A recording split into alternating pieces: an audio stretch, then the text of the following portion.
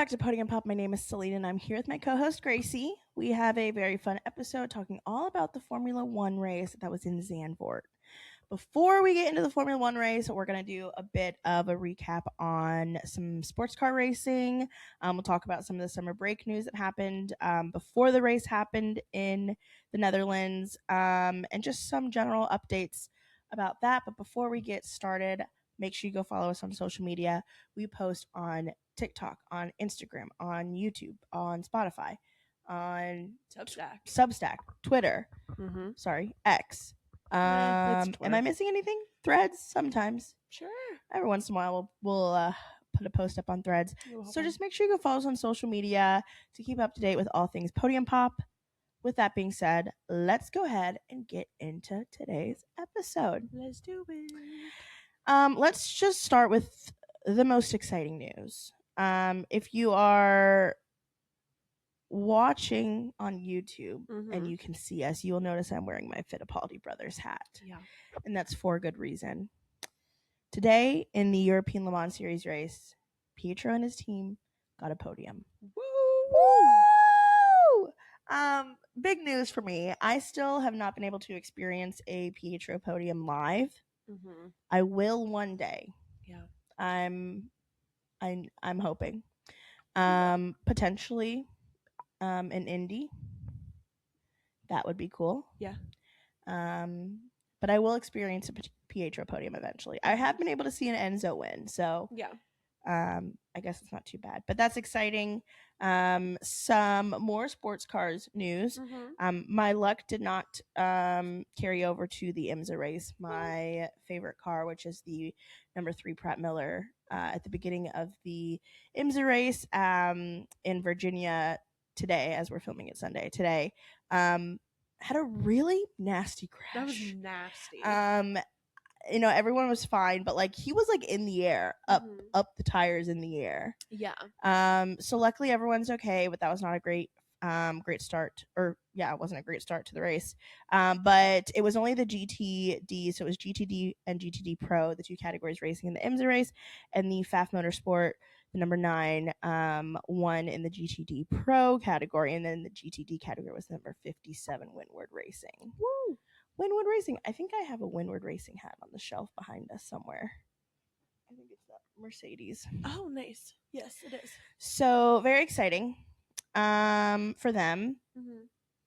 Great race. Yeah. There was overlap with multiple different races happening today, so I had one eye on it throughout the race. But should we get into some contract news? Yeah. Social media, or posts and stuff.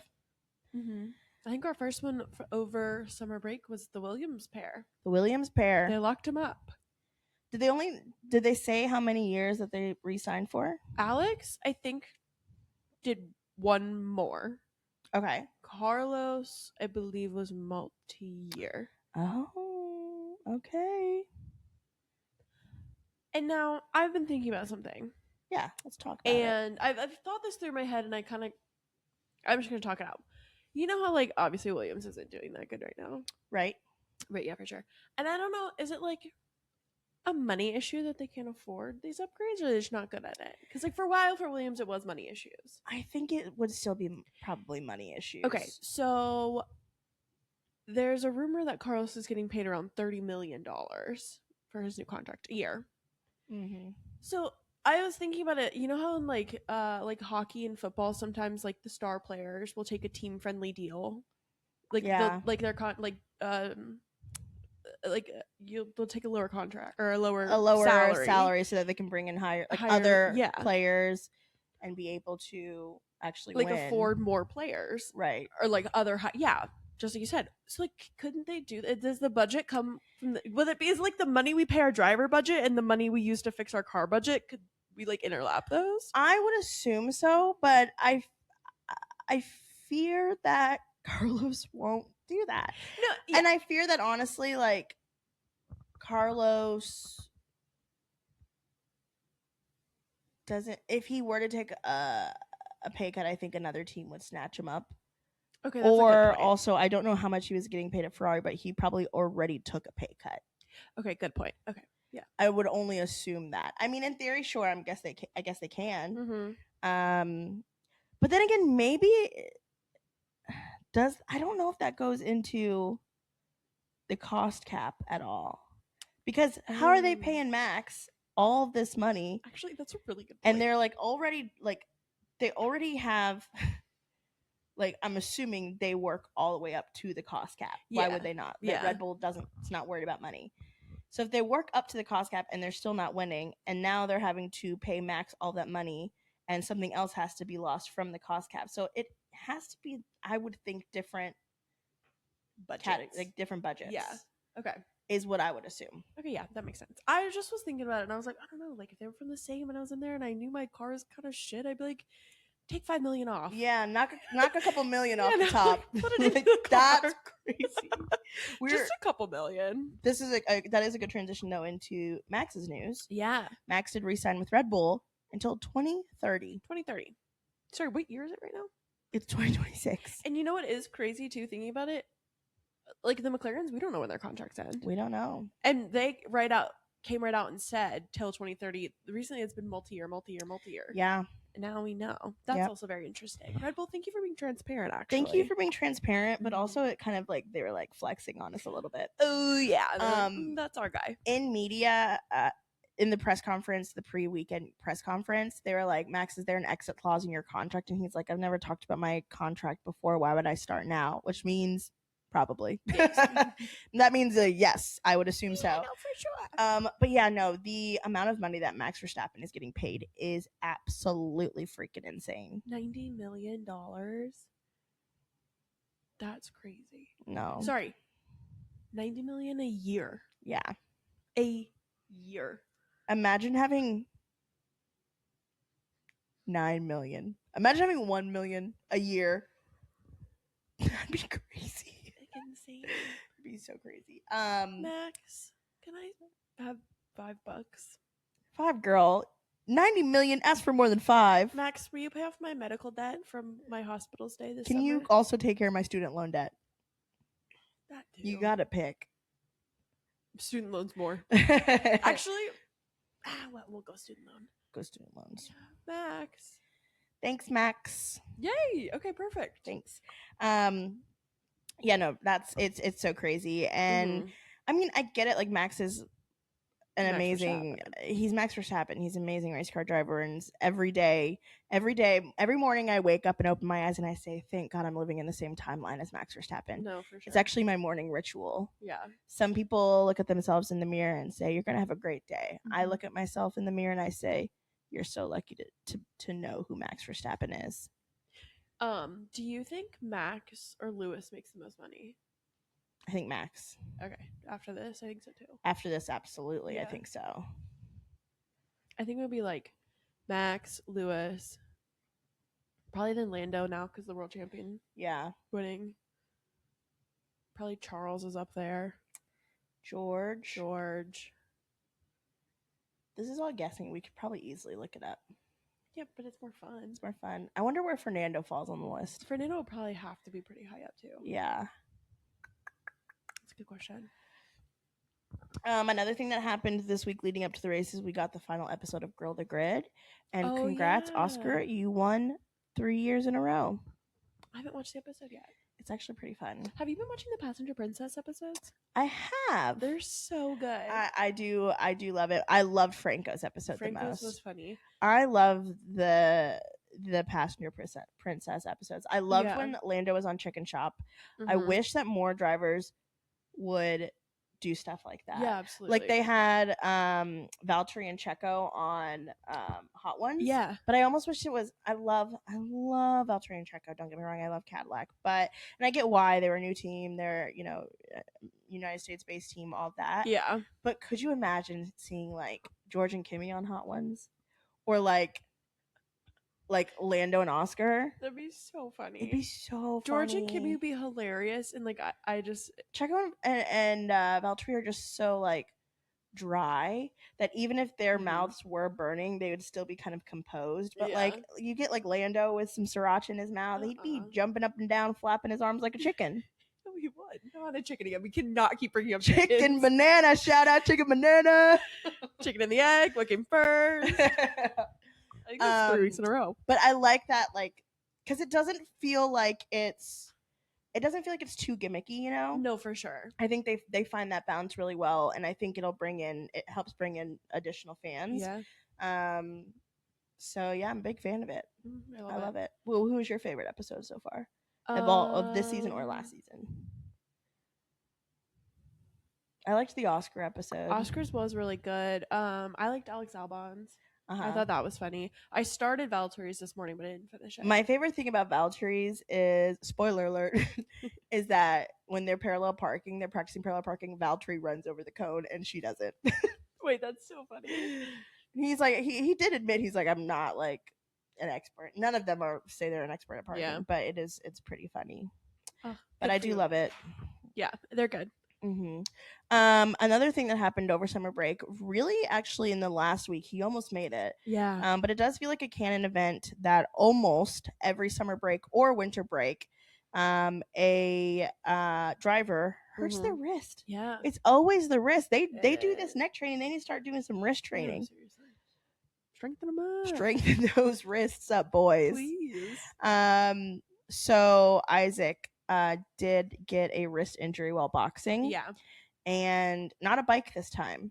Thank God. But while boxing, and he was not able to participate in the race this weekend. Did they say when he would be back? I don't think so, but what I did see, I hope this is confirmed. I never went and confirmed more to it. That I'm thinking about this. I'm like, is this real or does somebody make this up? What's his name? The MotoGP driver? I forget what MotoGP driver. I think so. Okay. Marquez reached out to Isaac and was like, "Don't rush back in." Or if it wasn't Marquez, it was a MotoGP driver. And I also, once again, I didn't go back to confirm. I like it though. It could have been a Formula Fakers post, and actually, I think I had them blocked at one point because I was like, I can't keep. You keep getting got. I was getting got a lot. Yeah, he did injure his wrist. And so that did have a bit of a domino effect where Yuki stepped in as a reserve driver, but he stepped into V-Carb, and Liam moved from V-Carb up to Red Bull. Yeah. So it was Max and Liam in the Red Bull, and Yuki and Arvid in the V-Carbs. Mm-hmm. And let me tell you, I saw that news first thing in the morning, like 6:30 a.m. I was like squinting, looking at it on my phone. I'm like, what is this telling me? So hard to comprehend. They said it in a real, the post that they made, I'm pretty sure I read V-Carb's post. Yeah. I don't remember if it was V-Carb or Red Bull, but whatever post they posted, it was so said in such a confusing way. No, because they were like, Yuki will be filling in the V-Carb, and it's like, oh, what happened to Liam? And then it was like, oh no, wait, Liam's still driving. Liam's in the Red Bull? Yeah. Also, how does that work? And I get it. I get definitely moving Liam up because he's been driving the tracks and the new regulations and having Yuki go into the sister team. But shouldn't Yuki have stepped into Red Bull?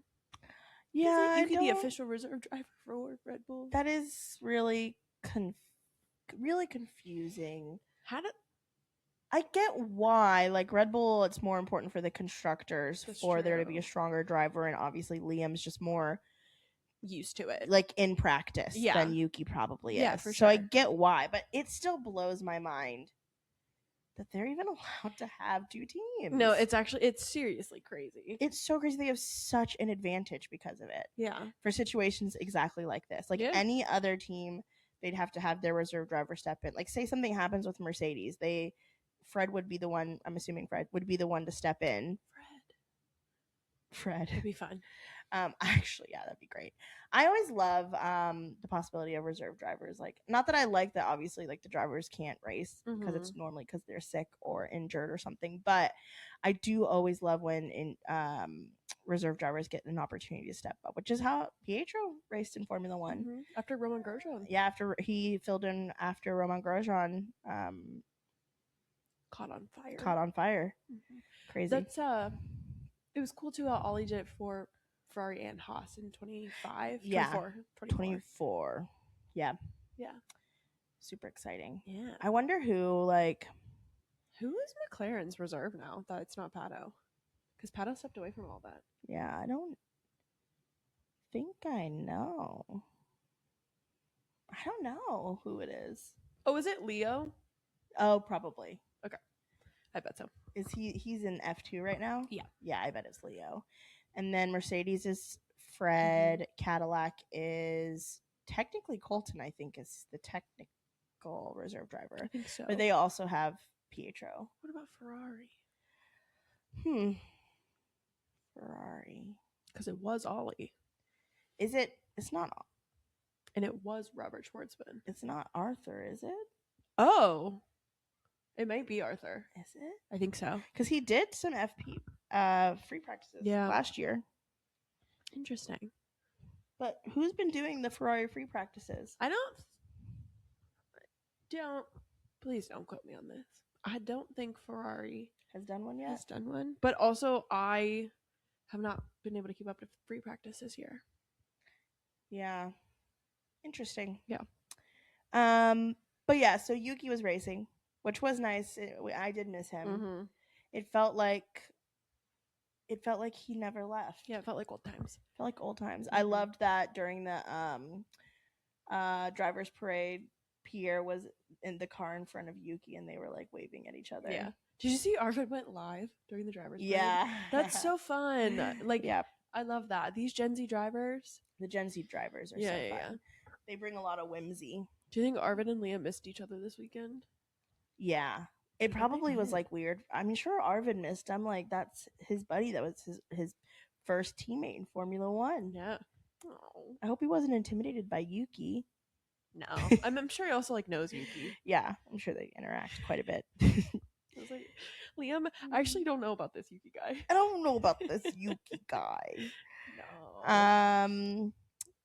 Some more. Oh, you told me this about Kimi in Monza.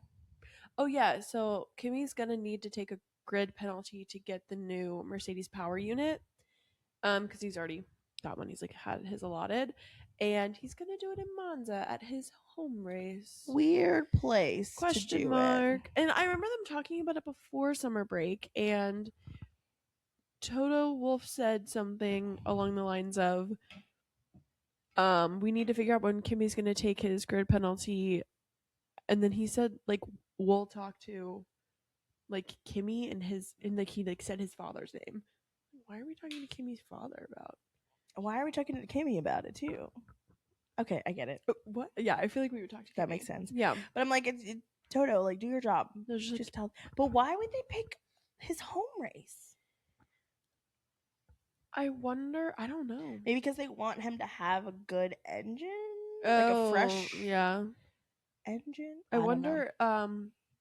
It's probably track specific. I was gonna say, is it easy to overtake in Monza? Maybe that's why. Maybe. I don't know. Yeah. Interesting though. Mm-hmm. And then some things to keep an eye on. Yeah, some things to keep an eye on. We're gonna start something new if there are like things in media or something that we hear or like we'll build happen in the next couple of months. We'll do like little things to keep an eye on, to keep track of. The first one is Lando has been teasing something on his socials, and I believe it was like early September, before like the first week of September is gonna be talking about something. And I was thinking, I don't think it's like new merch or anything like that, because usually like his LN4 company would talk about new merch drops, right? And he would just like post it on his socials, like he himself doesn't tease it. And I'm wondering if it's going to be about Lando stand for next year. Oh yeah, should we go? Should we? Please, guys, I'd love to. If you could go to, I know this changes constantly, and they're probably sick of us asking this, but if you right now in this moment could pick one international race to go to next year, which one would you go to? Okay, realistically, I would just pick Hungary because it's the most affordable. Okay, yeah, me too. Yeah. But if money wasn't an issue? Silverstone. Okay. Oh, money's not an issue? Money's not an issue. Singapore or something? Singapore even though it's hot? I feel like Singapore would be so fun. Yeah. I'm also thinking just like traveling to a new country. Yeah. Yeah. I think I would do... I still think I would do Suzuka. Yeah. I would love... Or Australia. Oh, I'm doing Australia. Yeah. 100%. Yeah. That's right. But if money was factored into it, yeah, Budapest for sure. Which I also just want to do Budapest. I love. Budapest is one of my favorite countries I visited. I also think like Silverstone's expensive. Sorry, Hungary is one of my favorite countries I Oh. visited. I know that Hungary is the country and Budapest is the city. Good clarification. Thank you. I do think Silverstone you could make affordable, which I know I said I would never camp, and I hate camping. But they have the nice glamping. They have nice glamping, and I think it's Silverstone that has the women's only area. Oh my gosh, that'd be so Yeah, fun. and then you like feel safer. Yeah. Yeah. We should do that. Write that down.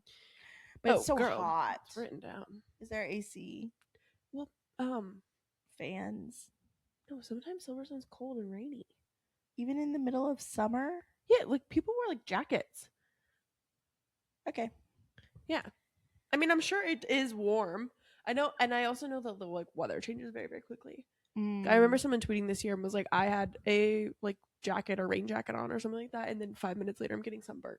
So wow. I think like it's like yeah. Talked me into it. If we can glamp, I'll go. Yeah. Okay. Well, if we can make it affordable. Yeah.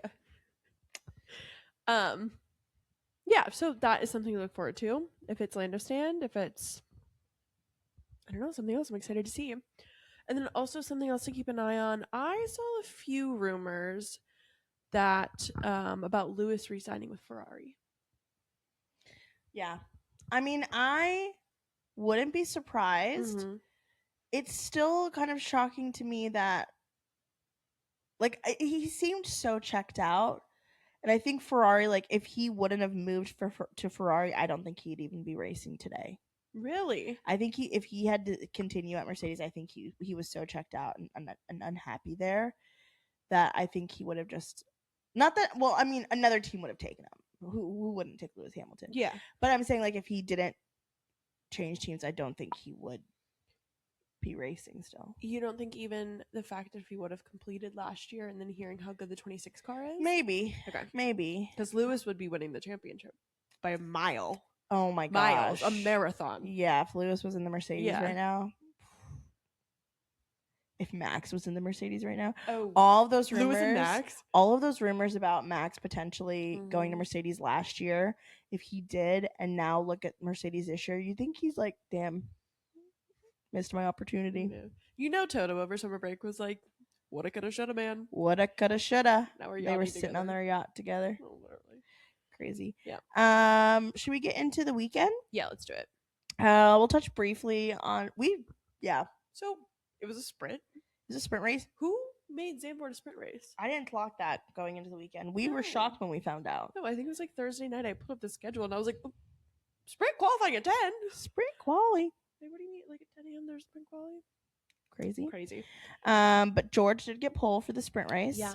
And then he ended up winning. It was George Charles Lando. Nice. Likely suspects. The sprint race was also at 6 a.m. for us, you guys. That was too early. Very early. There was a bit of rain in it. Yeah. But it was a very, very early sprint race for us. Later and Saturday was qualifying. There was some more rain. It was like it wasn't like raining the whole time, the whole weekend, but there were just like bursts of rain that somehow still kind of affected. It didn't rain during every session, but it affected every session. Yeah. Or at least a little bit. But it did rain a bit during quali, which caused a lot of people to go out early in Q3. Yeah, everybody like went out. I think it was around like 5 minutes maybe. Everybody was going out because there was like rain coming in and they knew it was gonna like hit. And then so by the time there was like 1 minute left of qualifying and everybody was like almost everybody's parked back in their garage still. And that's normally when like people are like crossing the line to start their fast lap. Yeah. Oh, can we talk also what McLaren did in qualifying this weekend? Instead of doing a warm-up then a push lap, they did a warm-up, a half of a push lap, and then a full push qualifying lap. I wonder if they did that to get data. Like if they were collecting data, maybe. I don't know why else they would how that would benefit. Maybe warm up the tires even more. Yeah, because like Lando went out and he for like the middle lap, I was like, he's not going, like, what are we doing? Like, he's going fast and you can tell he's like putting an effort. What are we doing? And then he started weaving his tires and I was like, oh, this is not a full lap at all. Interesting. Yeah. I didn't watch qualifying. I was driving us to the IMS museum. Oh yeah. Which was great. 10 out of 10 experience. Loved it. Yeah, it was so cool. I was listening to the qualifying. Gracie was giving me updates from the back seat of the car. So, but Lando got pole. Yeah, nice. Lando got pole. It's like so crazy because at the beginning, like the first like 5 races of the season, I was like, it's hopeless. Oh yeah. There's no hope. We're chopped. And now I'm like, there's hope. There's a little bit of hope. There's a little bit of hope. I did feel like really good after like getting that win before the break and then getting the pole. Yeah. Getting the win in Budapest and then summer break happening and then getting the weekend that we had. Not spoiler alert. I'm sure they know. Getting another win in Zandvoort. Like 2 races in a row. Let's keep the momentum up. Please. Let's keep it up, boys. I think we need Kimmy to get a P5 just once, and Lando can win every other race, and he will be world champion again. And you know what? I am just going to all full send in the back-to-back delusion. You know what? I'll sign that check. I'm going to full send it. I think it's fun. Yeah. It's also like so fun too. Last year, obviously Zandvoort was very traumatic for Lando last year, just in the fact that he was then like 39 points down. And then like him coming back and then everybody being like, no, we still believe. Like it's fun. And it worked. Let's I'm in agreement. I'm gonna also say back-to-back championships for Lando. Be sick. Let's get into the race. Yeah. So the race starts and sorry, I thought your cat was under my chair. It's my foot. Oh, I was like, I just kicked a cat. It was just me. The race starts, and it rained before the race started. The track was pretty much dry except for a couple spots, and that does come into play because race starts, Lando keeps the lead. Well, I was gonna say, first of all, pre-race, I think every McLaren fan did a sigh of relief seeing that we weren't like randomly starting on inters like they did in Canada. Yeah, that was. I was sitting there and I was like, oh, yeah. And then I saw the tires. I was like, okay, cool, good. Okay, cool. Yeah, Lando kept the lead. Yeah. Nothing too eventful happened in the beginning of the lap. Yeah, but very quickly we had a lot of activity right at the end of lap 1, and it was, at first it looked like it was just Max. Max did crash. He basically dipped his tire onto the white line, which was still a little slick from the rain, and then he spun, crashed into the wall, lost a tire. The shot of the tire like rolling by slowly, tragic, very tragic. It was giving. He's like trying to pull his car more off to the side to like get it out of the way, and the tire just zooms past him. I think into the pit lane too. It was very much so giving Daytona 24 and the number 73 Pratt Miller's tire. Rip. Anyways, so that happened, and then on the replay we see that actually as Max was crashing at the almost exact same time, Gabby also spun. He kept it out of the wall. He spun and kept going, and we thought again that was it until we saw the replay of that insanity, and we see Nico Hülkenberg right behind his teammate, inches away from hitting him. Gabby had a bunch of like white smoke come out from the car, and so Nico could not see where he went at all. Yeah, and Nico is zooming up to it, still going at high speed, and it clears, or he gets like part of the way through it. He reacts so well. Crazy. Like genuinely, he was probably a couple inches away from T-boning him. Yeah, and you know what that's giving? I have 2 examples. Okay. It's giving Isaac in the tunnel in F2. Yes, I was going to say that. And it's giving Franco at the start in, I think it was Budapest, or maybe it was Budapest, where he almost crashed into Liam. I think it was Liam because he stalled. Yes. Both of those. Like, those are crazy. So add Nico to the list. That's the Holy Trinity right there. Yeah, it is. Someone on Twitter said the power of friendship, and then someone quoted and said the power of lovers. The power of lovers. Yeah. He couldn't hit his teammate there. No. So that was crazy. No, it was insane. And for that all to happen at the very beginning of the race was chaotic. So it brought out the red flag. They went, parked their cars, had to get out, and then it was going to be a standing restart.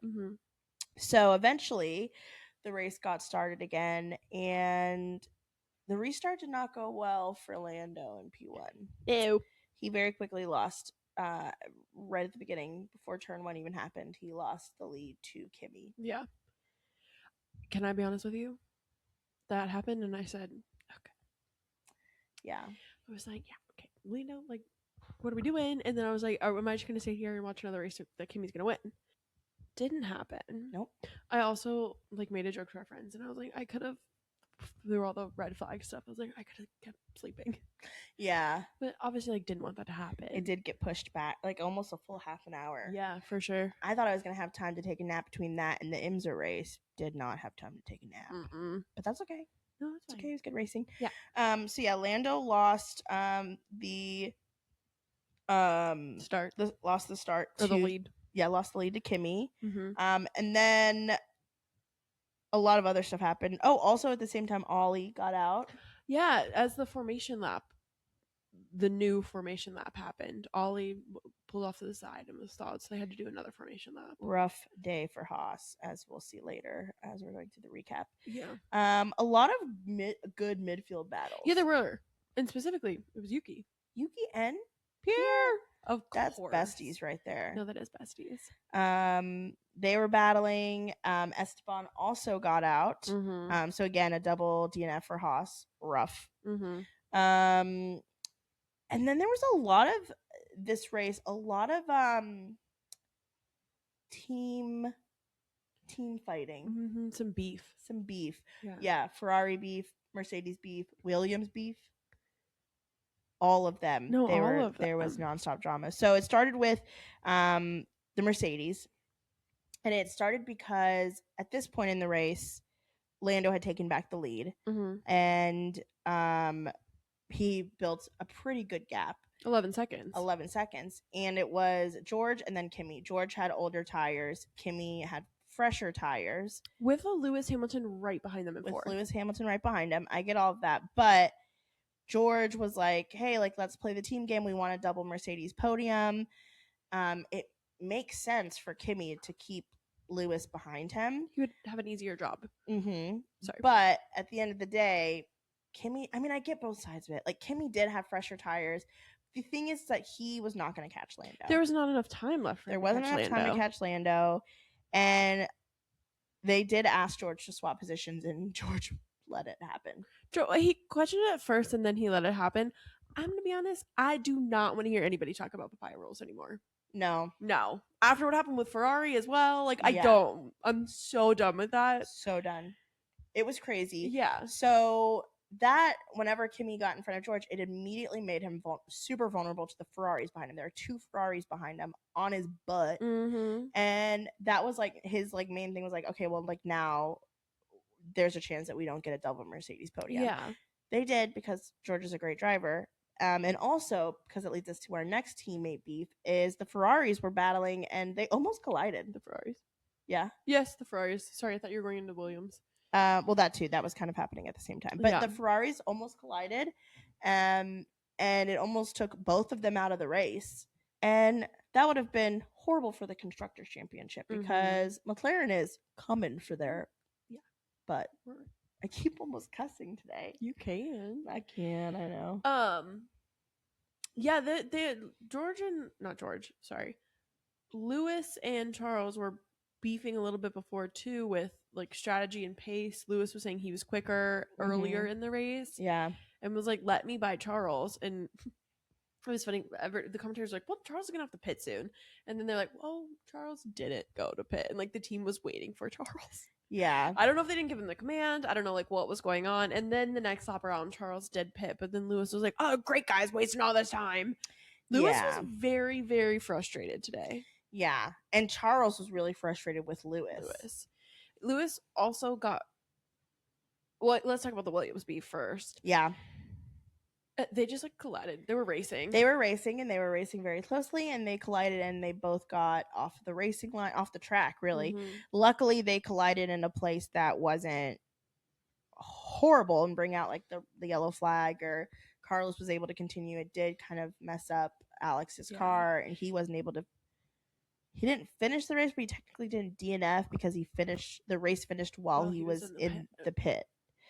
But that also brought out the virtual safety car because it led to debris on the track, and that helped George keep his podium so much. Yeah, that helped George, and then obviously the Ferraris battling helped George quite a bit. And I don't think if the Ferraris, if like Charles would have just like let Lewis go, or if Lewis would have let Charles go, regardless, I think Charles was so frustrated because he did have, I think, fresher tires, right? Yeah, Charles was quick too.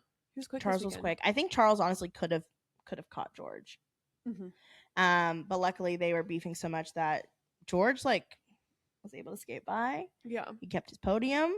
Good for George. We need to talk about Lando, Lewis, and Kimi. Okay.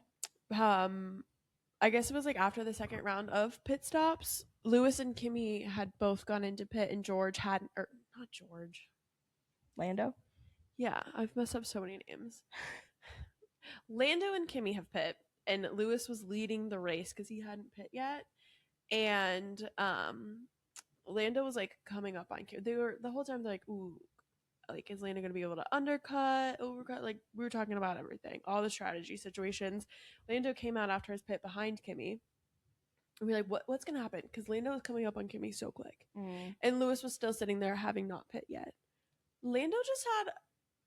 It was great racing. Like it was so fun to watch. There were some really pretty overtakes this race. It was gorgeous overtakes. He overtakes Kimi, and then in that same lap, very quickly after, he wasn't a double overtake, but during the same lap later in it, he overtook Lewis for the lead. Yep. And I just thought it was beautiful. That was great racing. Yeah, I was obsessed with it. Oscar had also a really, really good overtake, I think, on Lewis as well. Yeah. That was closer to the beginning of the race, but that was like.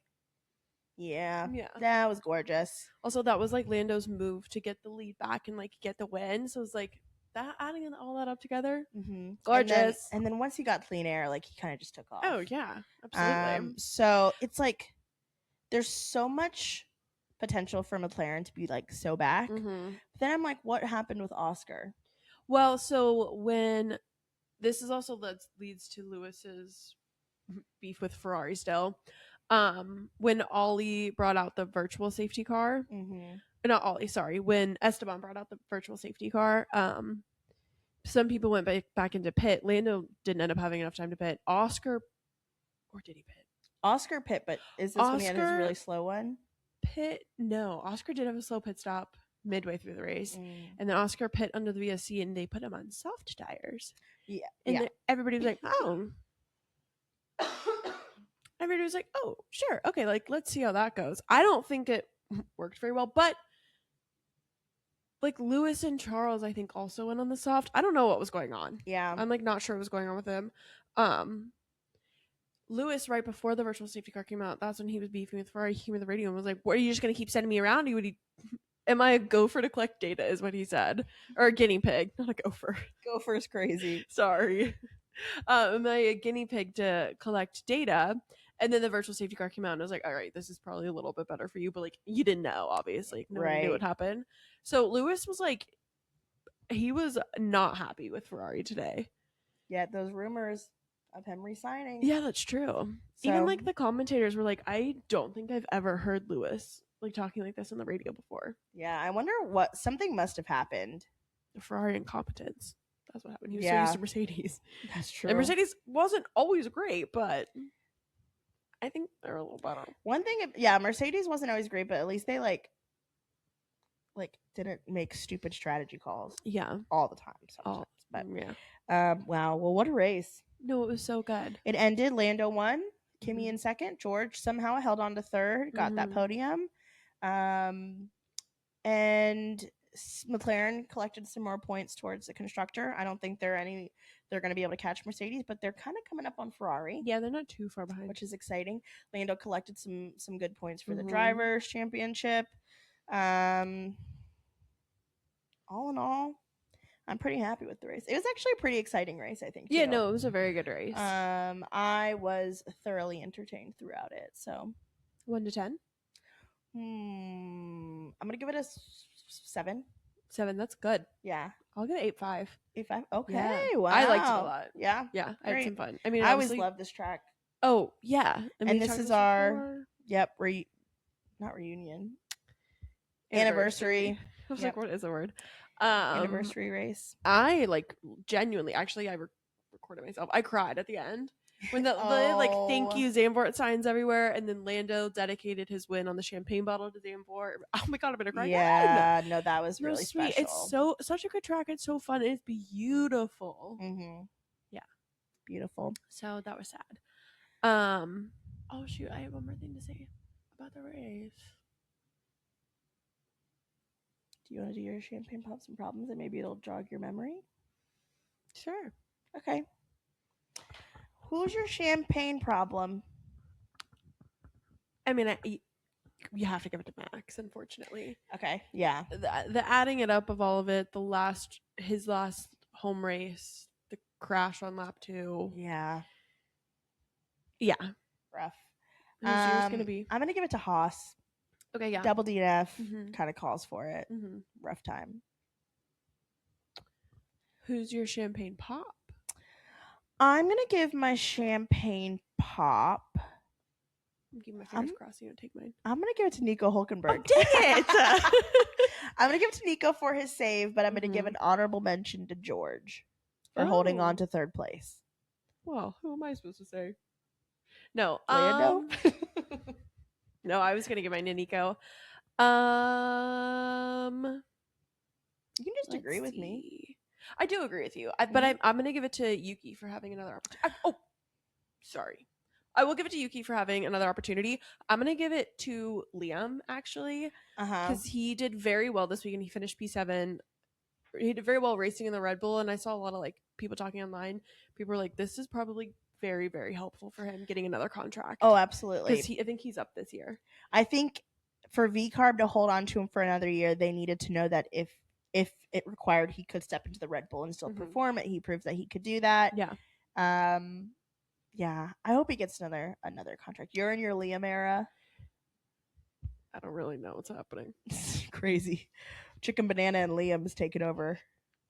Why is it blonde men? Oof. God bless you. But yeah, it was a good race. Good weekend. Anything else to add? Did you think of your thing? Oh, I did. A lot of Lando was talking in the media about how he still wasn't like the most happy with the car and everything like that. And I feel like I don't know, even in the media, people asked him, they were like, "Oh, you guys are like the quickest, fastest car now." And Lando was like, "Not really, I'm gonna be honest." Yeah.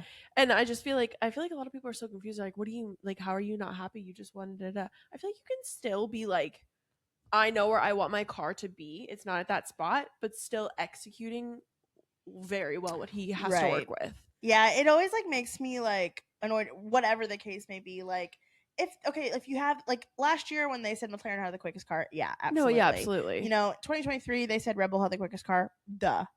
But when like this year, I would say I still think Mercedes has the quickest car. I would agree. I think McLaren's close, but I think them automatically being like, "Oh, you won 2 times in a row. Now you have the quickest car," automatically like takes away like some of his like skill. Yeah, no, 100%. And I'm glad that he like mentioned that. He's like, well, no, like give some credit to me, the driver, as well. Like, so I think it is good. Now, yes, I do think he's close, and I think potentially if they bring any more upgrades, they could have the fastest car. I hope that's the case.